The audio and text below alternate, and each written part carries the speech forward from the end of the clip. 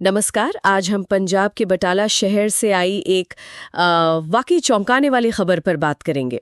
हमारे पास एक news report है जिसमें दिन दहाड़े हुई एक बहुत गंभीर वारदात का जिक्र है। हाँ, नमस्कार।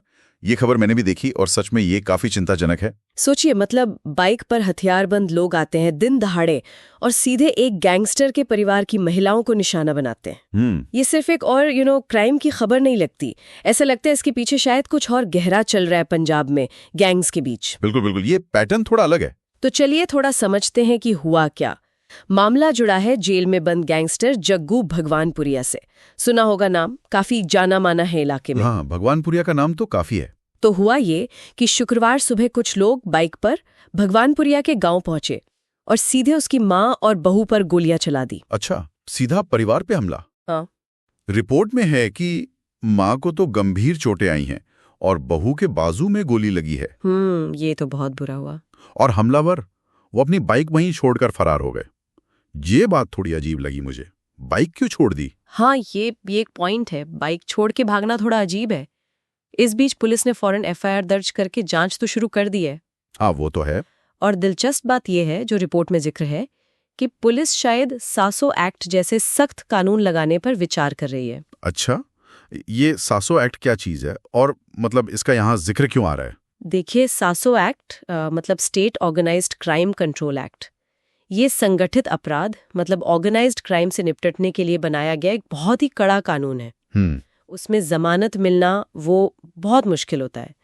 तो अगर पुलिस इस एक्ट को लगाने की सोच रही है तो साफ है कि वो इसे सिर्फ एक रैंडम हमला नहीं मान रहे। तो मतलब वो इससे ऑर्गेनाइज्ड क्राइम या गैंग वॉर का हिस्सा समझ रहे हैं? या तो वो बहुत ट्रेंड थे सबूत मिटाने के लिए, या फिर शायद बहुत जल्दबाजी में भागना पड़ा।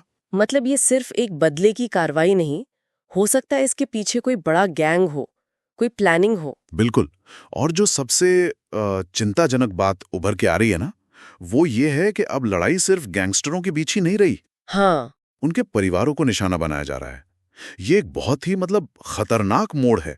पहले ऐसा माना जाता था कि कुछ अनलिखे नियम होते थे गैंग्स के बीच भी, कि परिवारों को बीच में नहीं लाएंगे। हाँ, कि परिवारों को बख्श दिया जाएगा, उन पर हमला नहीं होगा। तो क्या अब वो नियम टूट रहे हैं? क्या रिपोर्ट में कुछ अंदाजा है कि ऐसा क्यों हो रहा है? ये कोई नई टैक्टिक है क्या गैंग्स की? रिपोर्ट सीधे तौर पर तो कारण नहीं बताती, पर इशारा यही है कि ये विरोधी गुटों की तरफ से एक तरह का मैसेज हो सकता है, डराने की कोशिश। अच्छा, हो सकता है पुलिस की सख्ती बड़ी हो, या फिर आपसी रंजिशें इतनी बढ़ गई हों कि गैंग्स अब ज्यादा डेस्परेट, खतरनाक तरीके अपना रहे हैं।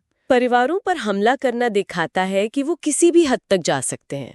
अपनी ताकत दिखाने के लिए या दूसरे गुटों में डर पैदा करने के लिए। हाँ, बिल्कुल। खौफ पैदा करने का एक तरीका हो सकता है ये। ये तो वाकई बहुत भयानक है। रिपोर्ट में बटाला शहर में तनाव के माहौल का भी जिक्र है। जाहिर है ऐसी घटना के बाद तो आम लोगों में भी डर फैल गया होगा। इसका समाज पर क्या असर पड़ता है? बहुत गहरा असर पड़ता है। देखिए, जब दिन दहाड़े ऐसी गोलियां चलती हैं और वो भी घर की औरतों पर, तो लोगों का जो सुरक्षा का एहसास है वो हिल जाता है। भरोसा उठता है। ये दिखाता है कि कैसे ऑर्गेनाइज्ड क्राइम समाज के ताने बाने को, मतलब उसके फैब्रिक को कमजोर कर सकता है। और ये कानून व्यवस्था के लिए भी एक बड़ी चुनौती बन जाता है। कैसे? मतलब सिर्फ अपराधियों को पकड़ना ही नहीं बन जाता है। लोग डर के मारे सामने नहीं आते, कुछ बोलने से कतराते हैं। सही कहा। ये सिर्फ एक वारदात नहीं है, ये अपने पीछे कई गहरे सवाल छोड़ जाती है। बिल्कुल।